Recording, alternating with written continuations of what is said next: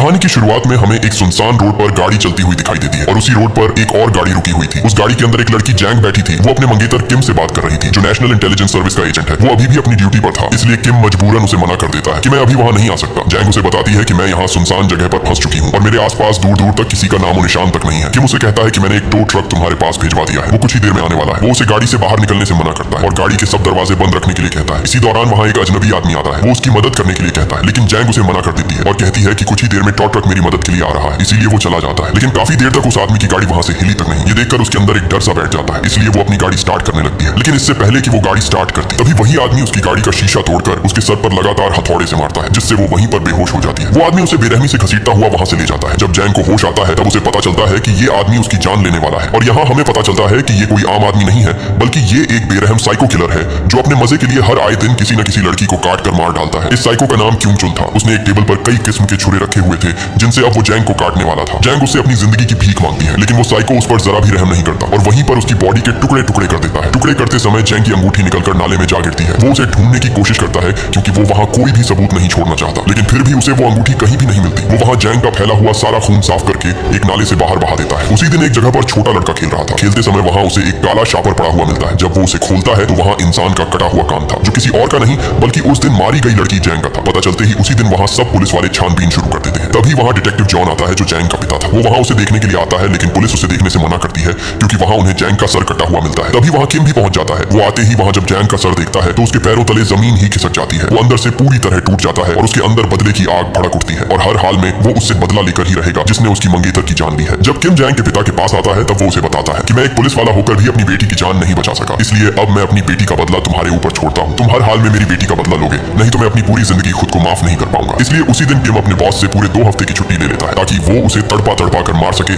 जिसने उसकी मंगेतर की जान ली। वो अपने साथी से एक डिवाइस लेता है, जिससे आवाज और लोकेशन ट्रैक होती है। पुलिस भी अपनी इन्वेस्टिगेशन करके उसे 4 साइको किलर की लिस्ट देती है। ये सब वो लोग थे जो पहले से ही साइको किलर की लिस्ट में शामिल थे। यहाँ किम इन चारों में से हर एक के अड्डे पर जाकर छापा मारेगा, ताकि उसे पता चल सके कि उसकी मंगेतर का कौन कातिल था। उसी रात किम पहले साइको के घर के अंदर घुस जाता है। अंदर आते ही वो उसे बुरी तरह पीट डालता है। किम उसे बांध कर अपनी मंगेतर की गाड़ी की तस्वीर दिखाता है और उससे उसके बारे में पता करता है, लेकिन वो साइको आगे से साफ साफ मना कर देता है कि मैंने इस गाड़ी को आज तक कहीं नहीं देखा। इसलिए किम उसे छोड़कर वहां से चला जाता है और दूसरे किलर का पीछा करने लगता है। वो किलर एक बाइक पर जा रहा था। यहाँ मौके पर ही किम उसकी बाइक को ठोक देता है। इससे पहले कि वो उस पर हमला करता, उससे पहले ही किम उसकी धुलाई कर देता है। किम मोबाइल से उसकी तस्वीर मैच करता है, लेकिन बदकिस्मती से ये एक आम शहरी था। ये वो साइको था ही नहीं जिसे वह ढूंढ रहा है। इसके बाद किम घर आकर तीसरे साइको की तस्वीर देखता है। उसमें उसके चेहरे पर साफ गुस्सा और खौफ दिखाई दे रहा था। इधर वही साइको चूल दोबारा से अपने शिकार के लिए आ चुका था। इस बार भी वो एक लड़की के पास आकर रुकता है, जो अकेली स्टॉप पर खड़ी हुई थी। चुल उससे कहता है कि तुम मेरे साथ चल सकती हो, मैं तुम्हें आगे तक छोड़ दूंगा। आगे से वो लड़की मना कर देती है, लेकिन जैसे तैसे करके चुल उसे अपने काबू में कर लेता है और वो लड़की उसकी गाड़ी में बैठ जाती है। वो लड़की उसे बात करती है, लेकिन चुल के चेहरे पर अजीब सा खौफ बढ़ जाता है, जैसे वो अभी ही उसकी जान लेने वाला हो। इससे पहले वो लड़की वहां से भाग पाती, चुल एक सुनसान जगह पर आकर गाड़ी को रोक देता है और अपनी गाड़ी से एक लोहा निकालकर लगातार उसके सर पर दे मारता है और वो लड़की वहीं पर मारी जाती है। इधर किम चुल के घर तक पहुंच जाता है, लेकिन वहां उसे चुल नहीं मिलता। किम उसके माँ बाप से मिलता है। किम उन्हें चुल की तस्वीर दिखाता है, जिसे देखकर उसकी माँ उसे बताती है कि ये हमारा बेटा चुल है, लेकिन अब हमारा उससे कोई ताल्लुक नहीं, क्योंकि उसकी बीवी मर चुकी है और उसने अपने बेटे को भी छोड़ दिया है। किम उसकी माँ से उसका पता पूछता है, लेकिन उसकी माँ उससे कहती है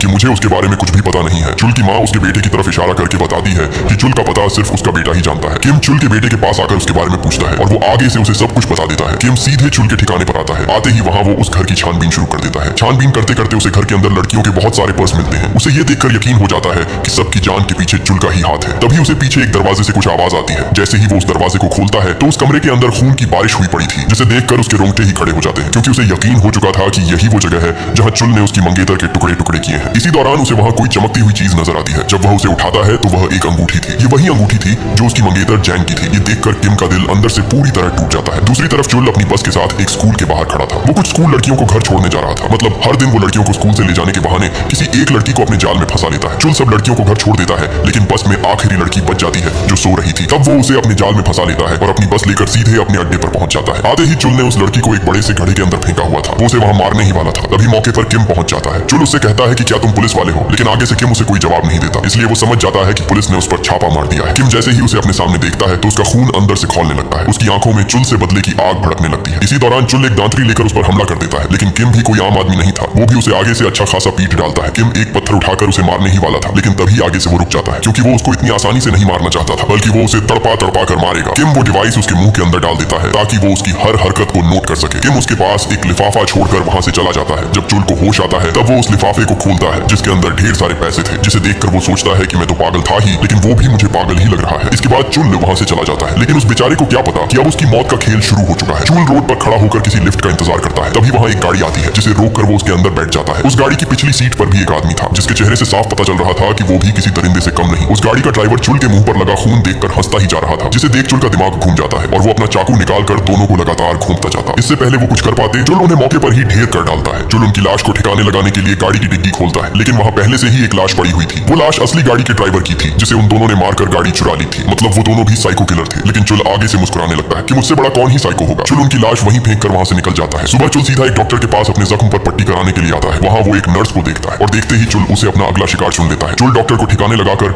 उस नर्स का काम तमाम करने के लिए तैयार हो जाता है, लेकिन इससे पहले वो उसका काम तमाम करता वहां किम पहुंच जाता है। किम वहां आते ही उसे बुरी तरह पीट डालता है। किम एक कील लेकर सीधा उसके पैर के अंदर घुसा देता है, जिससे चुल बुरी तरह तड़पने लगता है और किम भी यही चाहता था कि वो तड़प तड़प कर ही मरे। किम उसे कहता है कि ये तो बस शुरुआत है, जैसे तुमने मेरी होने वाली बीवी को मारा है वैसे ही मैं तुम्हारे टुकड़े टुकड़े करके मारूंगा। किम उसे एक जगह छोड़कर वहां से चला जाता है। किम जब अपने ससुर से बात करता है तो उसका ससुर उसे कहता है कि अब उसका पीछा छोड़ दो और उसे पुलिस के हवाले कर दो। दरअसल उसके ससुर को डर था कि कहीं किम को कुछ हो न जाए। उसका ससुर कहता है पुलिस को लगता है कि तुम खुद उस साइको के पीछे पड़े हुए हो, इसलिए हमें उसे पुलिस के हवाले कर देना चाहिए। लेकिन किम भी अपना बदला लेकर ही रहेगा, क्योंकि उसने खुद से वादा किया है कि वो उस साइको को तड़पा तड़पा कर मारेगा और अपनी होने वाली बीवी का बदला लेगा। इधर वो चुल जख्मी हालत में सीधा अपने एक दोस्त के पास पहुंचता है, जो वहां रखा कुछ सामान आग में जला रहा था। वो आग में कुछ कपड़े और एक सूटकेस फेंक देता है, मतलब कि वो भी एक साइको किलर है जो वहां सबूत मिटा रहा था। उसके उस साइको दोस्त का नाम सियोक था। सियोक चुल से भी ज्यादा खतरनाक दरिंदा था। चुल तो सिर्फ लड़कियों के टुकड़े करता है, लेकिन ये टुकड़े करके उनका कच्चा गोश्त खाता है। चुल उसे सब कुछ बता देता है कि मेरे पीछे एक पागल साइको हाथ धोकर पड़ा हुआ है, मैं जहां भी जाता हूँ मेरे पीछे आ जाता है। वो जब भी मेरे पीछे आता है मुझे कोई ना कोई दर्दनाक टॉर्चर जरूर देकर ही जाता है। चुल उसे कहता है हमें दोनों को मिलकर उसे खत्म करना होगा, नहीं तो वो हम दोनों को मार डालेगा। सियोक आगे से कहता है कि हो ना हो वो तुम्हारे शिकार का कुछ तो लगता होगा,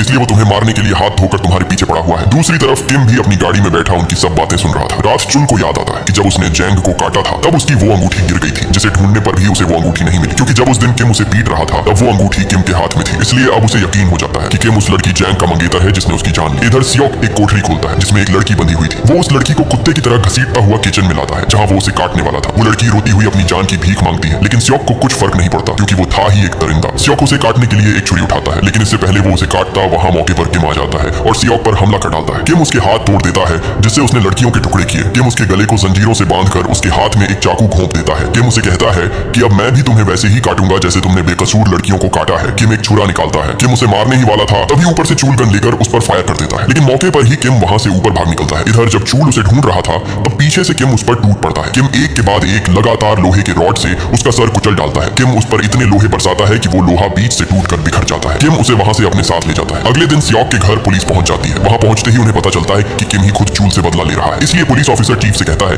कि किसी भी तरह करके किम को रोकना होगा। पुलिस चीफ से उसका पता पूछता है, लेकिन चीफ उसे साफ साफ मना कर देता है कि मुझे कुछ पता नहीं कि वो कहाँ है। इधर किम चूल को अपने एक दोस्त के पास ले आता है जो डॉक्टर था। किम उस डिवाइस के बारे में डॉक्टर को बताता है, लेकिन बेहोशी का नाटक करता चूल ये सब सुन लेता है। किम चूल को बेहोशी की हालत में एक टनल में फेंक देता है। वो वहां से निकलकर जोर जोर से हंसने लगता है, क्योंकि उसे पता चल चुका था कि उसके पेट के अंदर डिवाइस है जिससे किम को उसके बारे में सब पता चल रहा था। इसलिए वो उसे कहने लगता है कि मुझे पता है तुम मुझे सुन रहे हो, मुझे तुम्हारे साथ खेलकर बहुत मजा आ रहा है। वो किम से कहता है कि तुमने मुझे ना मारकर बहुत बड़ी गलती कर दी है। जितना दर्द तुमने मुझे दिया है अब मैं तुम्हें बताऊंगा कि असल दर्द होता क्या है। वो उसे कहता है कि जब मैं तेरी मंगेतर को मारने वाला था तब वो मुझसे हाथ जोड़कर अपनी जान की भीख मांग रही थी, क्योंकि वो मां बनने वाली थी, लेकिन मैंने उसकी एक ना सुनी और उसके टुकड़े टुकड़े कर डाले। ये सुनकर किम के पैरों तले जमीन ही खिसक जाती है, क्योंकि उस दिन वो उसे लेने के लिए चला जाता तो आज वो जिंदा होती। उधर चुल एक फार्मेसी में कुछ दवाइयां लेकर उन्हें खा लेता है ताकि वो डिवाइस उसके पेट से बाहर निकल जाए। वो उस डिवाइस को अपने पेट से निकाल लेता है और वहां हॉस्पिटल में एक आदमी को बेरहमी से मारकर उसके मुंह में वो डिवाइस डाल देता है। यहाँ किम भी उसकी लोकेशन को ट्रेस करके उसकी तरफ बढ़ रहा था। वो जल्दी से उस लोकेशन तक पहुंच जाता है, लेकिन जैसे ही वो पहुंचता है वहां चुल उस फार्मेसी वाले को मारकर वहां से भाग चुका था। इधर चुल मौके पर एक गाड़ी लेकर वहां से भाग निकलता है। अब किम पूरी तरह फंस चुका था क्योंकि चुल अब उसके हाथों आजाद हो चुका है, इसलिए वो सीधा उस हॉस्पिटल में पहुंचता है जहां सियोक एडमिट था। किम उससे पूछता है कि मुझे बताओ कि चुल अभी कहां गया होगा, लेकिन सियोक उससे कहता है कि अब बहुत देर हो चुकी है, अब तुम कुछ नहीं कर सकते, क्योंकि वो अगला शिकार जैंग की फैमिली को बनाने वाला है। ये सुनकर किम गुस्से में आ जाता है और उसका मुंह वहीं पर फाड़ डालता है। किम जल्दी से अपने ससुर को फोन करता है, लेकिन उससे पहले ही चुल उसके घर के दरवाजे तक पहुंच जाता है। चुल उसके घर के अंदर घुसकर एक डंबेल से चीफ का सर फोड़कर उसे जान से मार डालता है। तभी वहां चीफ की छोटी बेटी आ जाती है। वो घर के अंदर तोड़ फोड़ देखकर एकदम से चौंक जाती है। चुल भी उसे छुप कर देख रहा था। जैसे ही वो एक कमरे के दरवाजे के पास आती है वहां चुल उस पर हमला कर देता है। यहाँ किम भी चीफ के घर पहुंच जाता है, लेकिन पुलिस उसे घर के अंदर जाने से मना करती है और वो पुलिस ऑफिसर उस पर गुस्से होकर कहता है कि अगर तुम चुल को हमारे हवाले कर देते तो आज चीफ और उसकी बेटी जिंदा होती। तुम्हारी ही वजह से कई लोगों की जान चली गई। किम जैसे ही घर के अंदर आता है वहां चीफ जिंदा था, उसकी सांसें अभी भी चल रही थी। चीफ उससे आखिरी बार हाथ मिलाकर कहता है कि मैं अपने आप को माफ नहीं कर पाऊंगा क्योंकि मैंने अपनी दोनों बेटियां खो दी हैं। ये कहते ही वो चीफ वहीं पर अपना दम तोड़ देता है। इसी दौरान उसे चुल का फोन आता है। वो उसे कहता कहता है कि मैंने कहा था कि तूने मुझसे पंगा लेकर बहुत बड़ी गलती कर दी है, मैंने अपना बदला तुमसे ले लिया है, मैंने तुम्हारे ससुर और उसकी बेटी दोनों को उनके अंजाम तक पहुंचा दिया है और अब मैं अपने आप को पुलिस के हवाले करने जा रहा हूँ ताकि तुम मुझे दोबारा से न पकड़ सको। तभी चुल एक रोड के बीचों बीच अपनी गाड़ी रोक देता है और बाहर निकलकर खुद को सरेंडर कर देता है, लेकिन इससे पहले पुलिस आकर उसे पकड़ती वहाँ किम पहुंच जाता है और चुल को मौके पर ही अपनी गाड़ी के अंदर खींच लेता है। वो चुल को घसीटता हुआ वहाँ से भाग निकलता है। पुलिस उसे पकड़ने की बहुत कोशिश करती है, लेकिन किम उसे वहाँ से भगा कर ले जाता है। किम उसे वहाँ से लेकर सीधा उसके ठिकाने तक पहुंच जाता है। यहाँ किम उसे कहता है कि पहले तो मैंने छोड़ दिया था, लेकिन इस बार वो गलती नहीं करूंगा। किम उसे फांसी घाट पर बांधकर उसकी आंखों पर जलता हुआ सिगरेट घोंप देता है। वो एक रॉड लेकर उसके मुंह से आर पार कर देता है, जिससे चूल वहाँ बुरी तरह तड़पने लगता है। किम उसे कहता है कि पहले जैसे तुम्हारे सामने लोग तड़पते थे तो तुम्हें मजा आता था और अब तुम तड़प रहे हो और मजा मुझे आ रहा है। चूल रोता हुआ उससे अपनी जान की भीख मांगता है कि मुझे जाने दो, लेकिन किम अपना बदला लेने के बगैर चैन से बैठने वाला नहीं था। इसी दौरान किम वहाँ एक बड़ा सा ब्लेड लेकर फांसी घाट पर लगा देता है और दरवाजा बंद करके एक रस्सी को सीधा उस दरवाजे से बांध देता है और उस रस्सी का अगला सिरा चूल के मुंह में फंसा देता है। मतलब जैसे ही उस कमरे का दरवाजा कोई खोलेगा वो रस्सी चूल के मुंह से निकल जाएगी और ऊपर लगा तेज धार ब्लेड आकर सीधा उसका सर धड़ से अलग कर देगा। किम चूल के पास वही डिवाइस रख देता है